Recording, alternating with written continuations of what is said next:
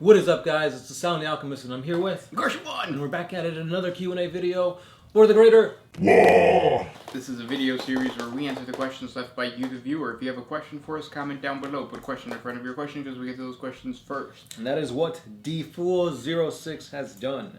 Let's get into his question. So he asks, the Emperor suddenly decided that he doesn't want where the current Imperium is going, so he summons us into the 40K universe, kills off all the High Lords, and we are now in charge of basically the whole Imperium. Do we make it prosper? Do we ruin it to the ground? What changes will we make, and what will we keep the same? So, very involved question. Let's begin. I would structure the Imperium away from the... I'm sorry. I would use the Imperial cult to really solidify the unity of the Imperium, but I would pull back the borders and try to make it more concentrated around Terra and really like explore every single sector, every single galaxy. No, is it called the galaxy? No, every single system, like the solar system. Yeah, every little system around there. But most importantly, seek out STCs and really look into the technology to try to understand what it was. That's a good idea, yeah. I think that I would make my #1 priority to find the missing Primarchs. All the Primarchs that said that they're going to go into the warp and look for this thing or fight this Dark Eldar or whatever. That's not important. Bring them back, have them be where they originally were meant to be, leading their Space Marine chapters, protecting Terra, and overall expanding humanity into the Imperial fold. Because I think that's what needs to be focused on. And with that being said, Gilman would have more generals to kind of lead and command, and I think overall a better defense force would benefit the Imperium more than what they're doing now. Just because there's so many like antagonizing elements out there besides like the Tyranids, Chaos, that you just need more generals. Yeah. What would you do? Comment down in the comment section below. Next question comes from Robert Has Downs Jr. What would be more unsettling to film my kid's birthday with? A freshly made servo skull with skin on it, droning around getting all good shots, or a servitor with a camera through his head walking around capturing all these treasured moments. So out of the two, I think the most creepy would be the servitor, because servitors are actual humans, so they like lobotomize them. Yeah, so it's just like having a man inside your house filming, but forever. Whereas a servo skull, it's kind of cute. It's like floating in the air. It's like a skull and stuff. Yeah. And I think kids nowadays are so desensitized with skulls and like some gore, as long as it's like crazy, like a flying skull. But if you have a man in your house, yeah, that's creepy. That is creepy. Next question. This one is by... yeah, let's do this one. Always forward, forward always. What is the difference between faith energy and warp energy? Because the Sisters of Battle is capable of using any weapon that is harmful to chaos, like a mace. Is the mace faith energy, or is it just warp energy, or something unknown? So warp energy is the energy drawn from the warp and the immaterium. The immaterium itself is just emotions. When they say faith is an emotion. So it's almost like saying you're taking a very specific emotion and using that emotion as your warp energy. So like faith, what is it called? Faith powers, or what is it? Faith energy? Faith energy is warp energy, but not all warp energy is faith energy. Yeah. Does that make sense? And yeah. How it actually works? Magic. And I think that ties interestingly, to this one by Marcel Goussard. What is the dumbest 40K fact you know? That. No. The thing, okay, it's dumb and it's weird. The whole fact that like Chaos Gods were supposedly always there. Time doesn't affect them in the warp, but then you have like the birth of Slaanesh, the birth of Nurgle. How is something that always was birthed or created if it was always there to begin with? It doesn't make sense to me. Same thing too is if there's no time in the warp, wouldn't Chaos know like, oh, this battle is going to happen at this time and this is going to happen, so we should do this differently? Like, there shouldn't be any reason why Chaos is losing or they haven't taken over the universe already, because they have timeless and space-time travel within the warp. Like, it shouldn't be there. There's a well of eternity that Zeech has looked into, so he should know everything, but I don't. That doesn't make sense to me. Yeah. The dumbest thing, or the dumbest 40K fact I know, is that Gretchen are smarter than orcs. But because of might makes right, your intelligence doesn't help. Yeah. Yeah.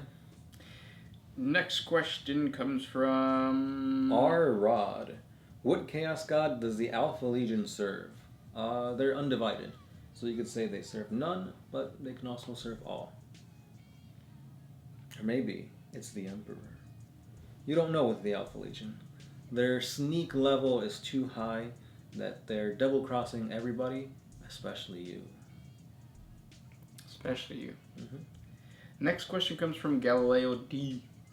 If it is true that the lion is to return, what do you think his course of action will be? To eradicate the Fallen. Does Gilman know about the Fallen? No, because the Fallen is something that only the inner circle of the Dark Angels know. Oh, okay. I mean, he might know of it because like he's a Primarch, but I think the big question would be: will GW allow the lion to come clean to Gilman and just be like, "Hey, bro, I got all these traitors within my ranks, but you need me, so let me just find them, and then we could talk later." But then again, like he's doing something that like it's like he's back, but then he's not back because he's off doing his own thing. That would be perfect for GW, because GW likes doing that bullshit where like they bring something that's awesome and amazing and then kind of hide it. Mm-hmm. That's what they did with the god, the Eldar god. Yeah. They brought it out. It's like, oh, it's this big Ben ass thing. Mm-hmm. Never mention it again. There's a new god being formed, Iniad. He's got his avatars. What's going on with that? Yeah. Nothing. People don't even know there's a new god. That's how much they like deny their new lore and stuff. Yeah, same thing with like the Wolfen. Mm-hmm.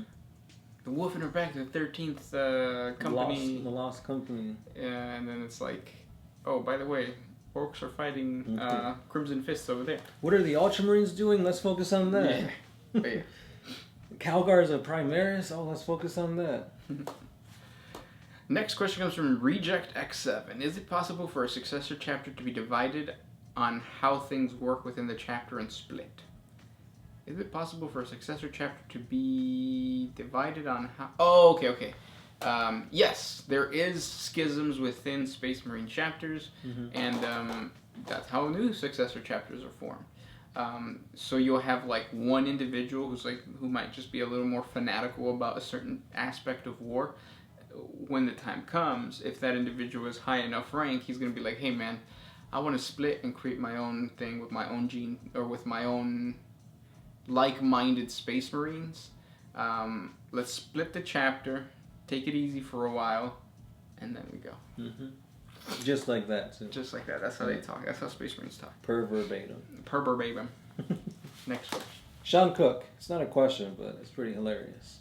He says, "Bring back the shag. I used to be able to lay down and cover my ears with mine." I laughed my ass off. Cover your ears with your shag?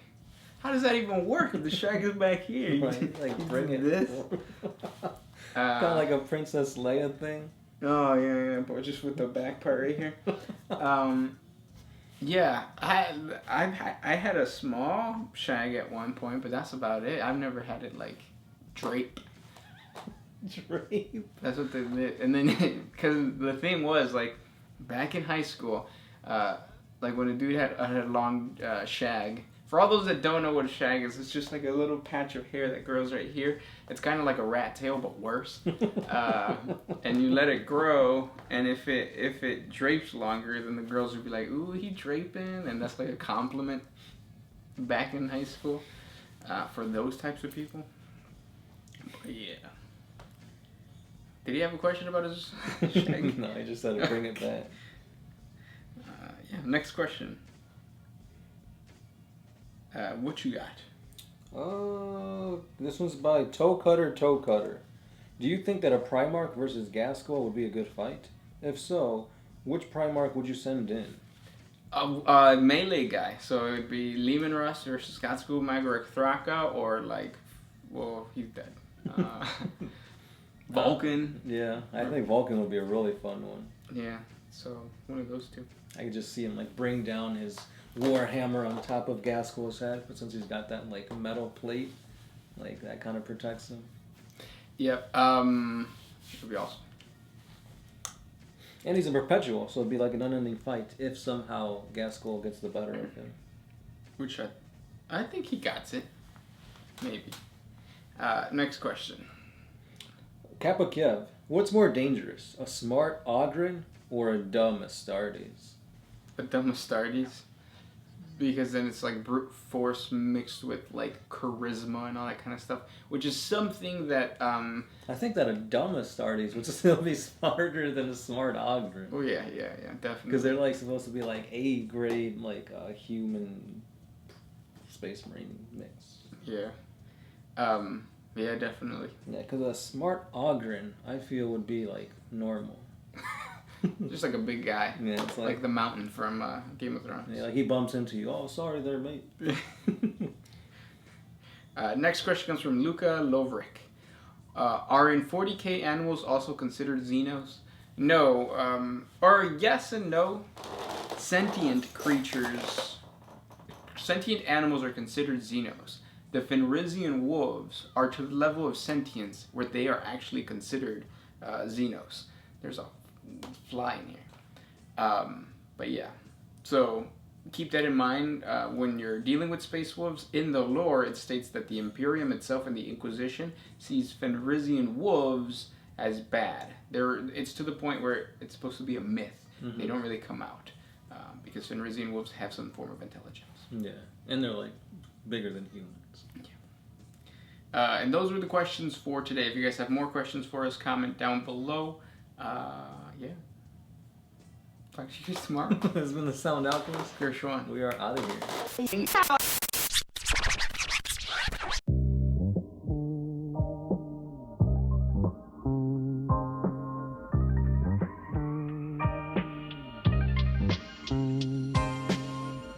Oh, I used to put my freedom first, and then